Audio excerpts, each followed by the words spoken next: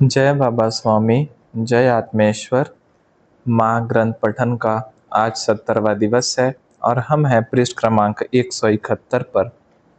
श्री गुरु माता आगे लिखती हैं, 16 जून को 10-11 बजे ये तथा बाबा मजदूरों की खोज में निकल पड़े। 1 बज चुका था, अभी तक दोनों लौटे नहीं थे। घर में अतिथियों का भोजन हो चुका था, तभी ये और बाबा आते दिखे। चेहरे से मायूसी साफ झलक रही थी। 5-10 मिनट के विश्राम के बाद मैंने कहा, चलिए भोजन कर लीजिए, सब हो जाएगा। उन्हें कह तो दिया, पर होगा कैसे, सोचते हुए भोजन करने लगी। भोजन पश्चात पुनः दोनों मजदूरों की खोज में निकल पड़े। मैंने छोटी ननंद से बातें की और माँ के पास गई। मैंने कहा, माँ, यदि हम मजदूरों की राह देखते बैठे तो देर हो जाएगी।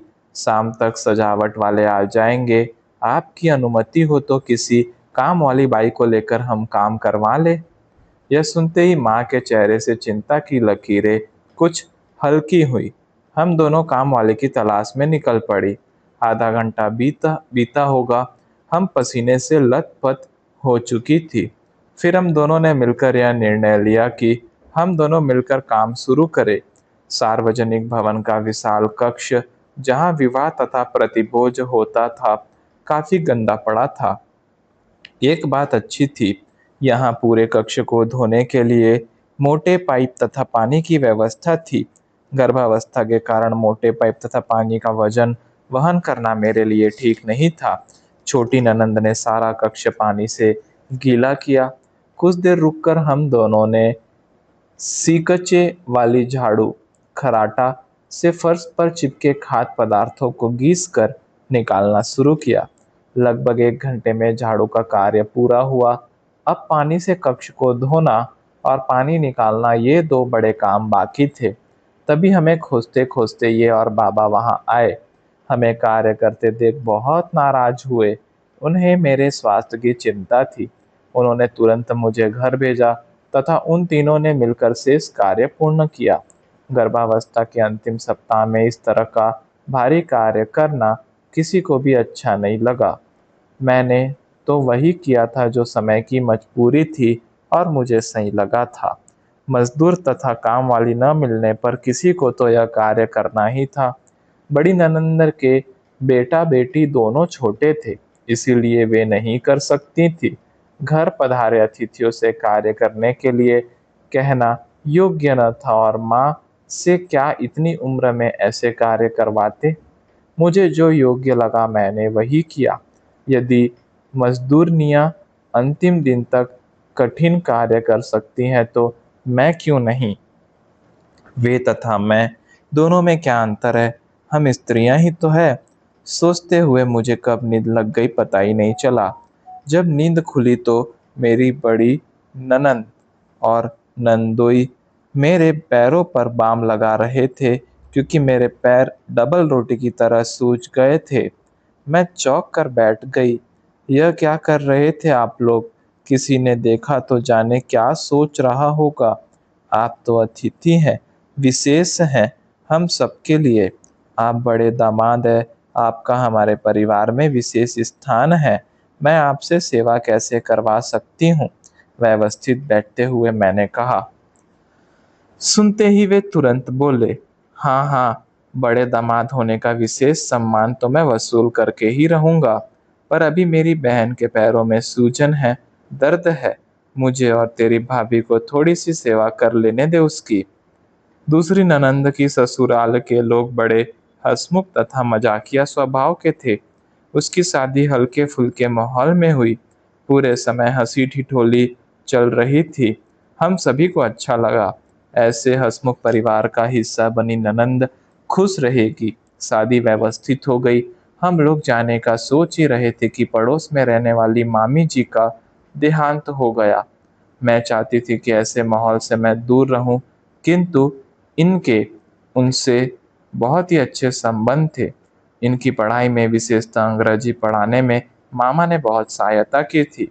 उनसे खून का रिश्ता नहीं था, किंतु रिश्तेदारों से बढ़कर उन्होंने इनकी पढ़ाई में सहायता की। प्रोत्साहित किया था। आवश्यकता पड़ने पर फीस के पैसे भी वे दे दिया करते। उनके अंतिम संस्कार में ये कैसे नहीं जाते, इन्हें जाना ही था।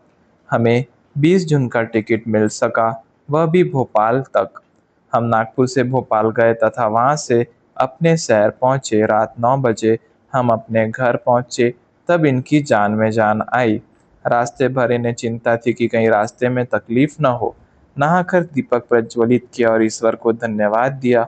मुझे ऐसा प्रतीत होता मानो कष्ट और परेशानियों की धूप तो सर्वत्र थी, किंतु ईश्वर का विशेष छत्र हमारे ऊपर था। तभी तो उन कष्ट और परेशानियों की धूप हमें महसूस नहीं होती थी। ये नहाने गए थे, उतने में मैंने चावल का कुकर चढ़ा दिया और दूसरी ओर पापड़, कुरडई तल ली और पिट्ठल बेसन से बना पदार्थ बना लिया।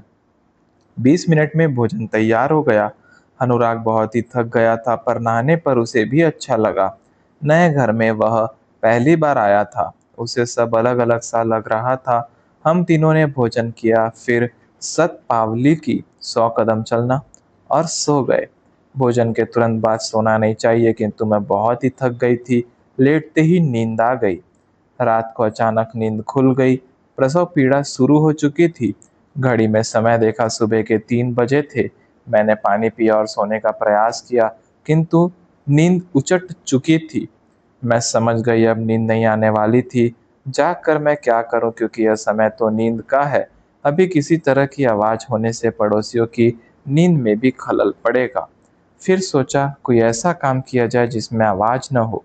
मैंने धीरे से सूखे मेवे निकाले और बारीक काट कर रखे।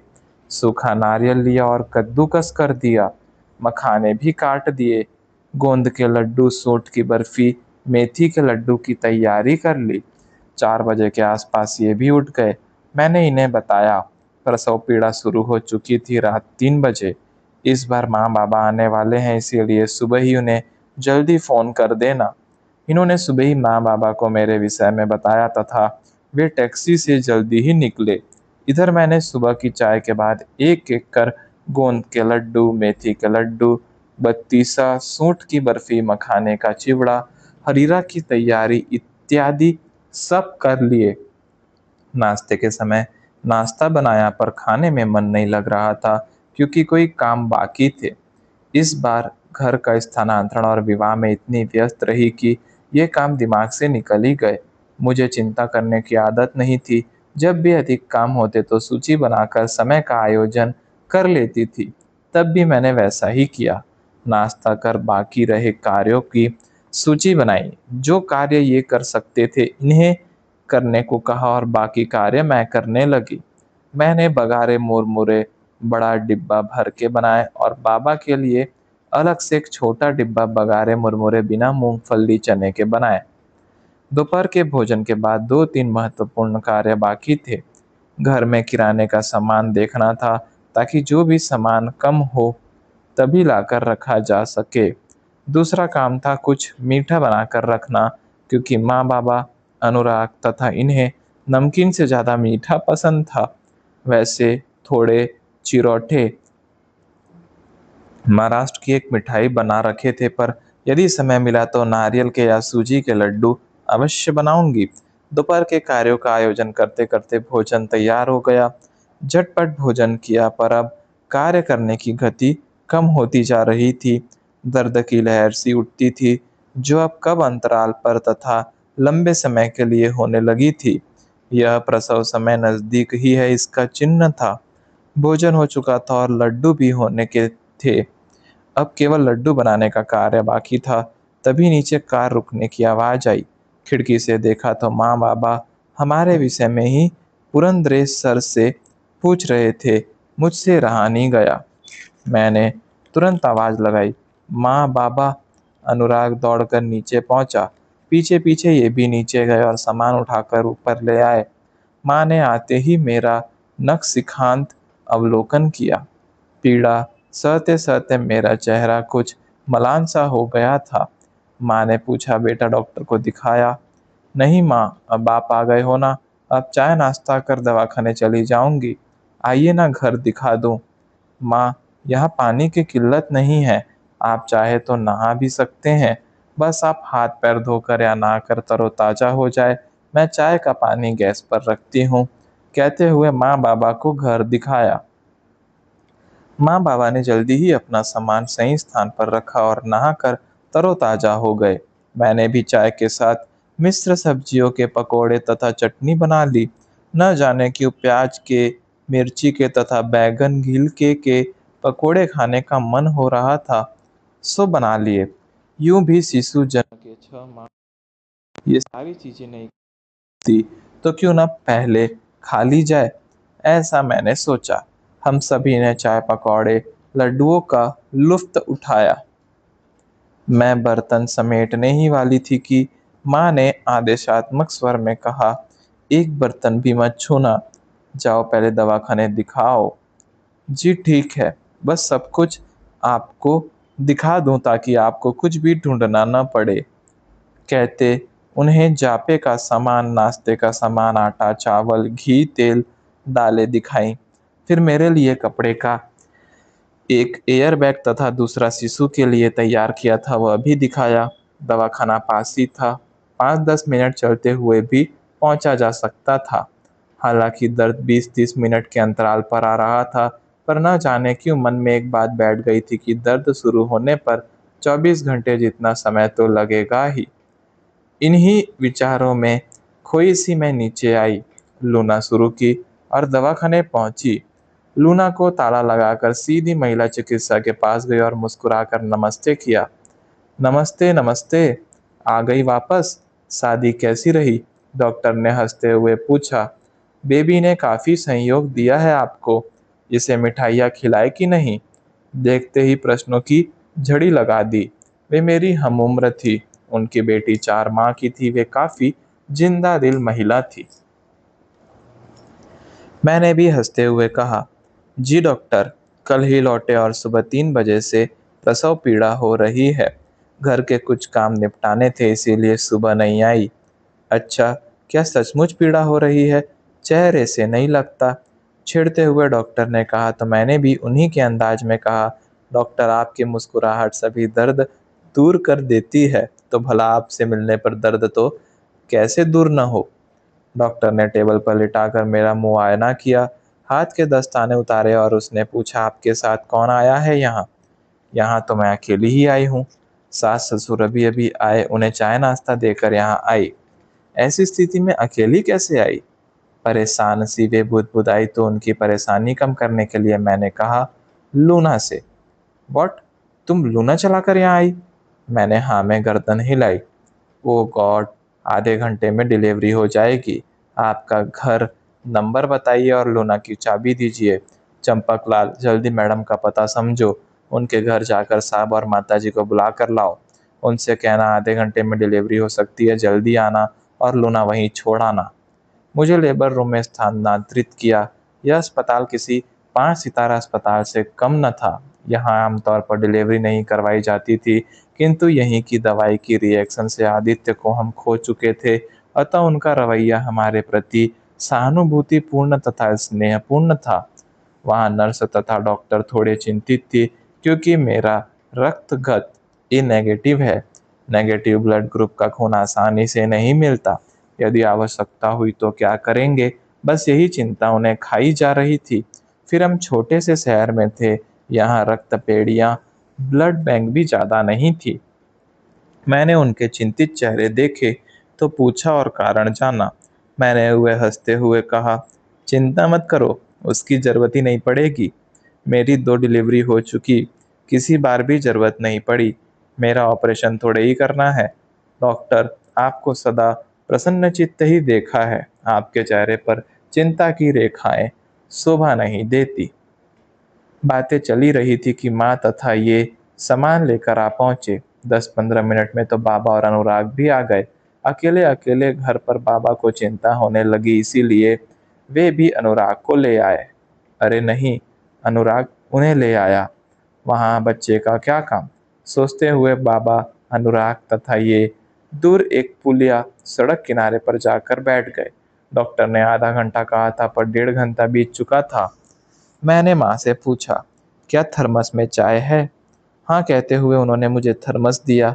कप निकालते हुए बोली, बेटा अकेली क्यों आई यहाँ? रास्ते में कुछ तकलीफ हो जाती तो कौन संभालता? सॉरी माँ, मुझे लगा काफ़ी देर होगी डिलीवरी में, इसीलिए। माँ आप चाय लेंगी? डॉक्टर, सिस्टर सभी ने नहीं में गर्दन हिलाई। चलो सब मिलकर चाय खत्म करें, फिर डिलीवरी भी जल्दी करनी है ना। कहते हुए मैंने माँ को चाय दी। 2-3 प्यालियाँ नर्स ले आई। सभी ने 2-2 घूंट चाय पी और मैंने 1.5 कप चाय पी। चाय की गर्मी काम कर गई। अगले 15 मिनट में बेटे का जन्म हुआ। बेटे की आवाज़ इतनी तेज थी कि इन्हें पुलिया पर बैठे बैठे पता चला। ये तुरंत दवाखाने पहुंचे। 21 जून भारत का सबसे लंबा दिन सूर्यास्त होते होते ही इसका जन्म हुआ था। दिन था गुरुवार। माँ ने पौत्र को गोद में लिया और कहा, गुरु दत्तात्रेय आए हैं। सामान्य वजन, गेहुआ वर्ण तथा गाल पर बाएं एक गोल काला सा जन्म चिन्ह। मुझे कमरे में लाया गया। पूरा कमरा खाली था। तभी दादाजी, बाबा तथा अनुराग भी आ गए।